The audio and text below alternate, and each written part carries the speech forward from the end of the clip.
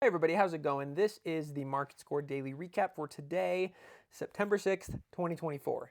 And it was a pretty cut and dried trend day. We started out high, we ended pretty low, and Marketscore did a really good job, as it tends to do on trend days like this, where it'll usually get into one trade right at the beginning of the day. Like today, it got in right at 10 o'clock, which is as early as it can get in.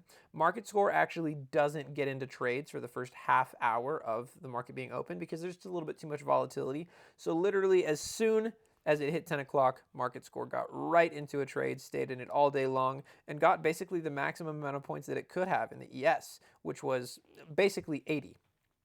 If we go over to the NQ, it looked pretty much the same. It had a few failed attempts in the beginning here to get into a short, where it was only in it for, as you can see, like a minute or 2 minutes. And then about half an hour into the day, it got into basically the same trade that the ES did and stayed in it about the same time. Got in for 220 points, give or take. And if we go look over at Marketscore in the bottom right here, these numbers, at the beginning of the day, it wasn't quite so cut and dried, right? So there was a 5 on the upside and 38 on the downside. So it definitely was trending towards the downside, but there was actually only 4 more lows on the upside than there was highs, and the lows and highs on the downside were equal. But Marketscore is basically taking the aggregate of all of this different data and making the decision that, hey, I think it's going to go down.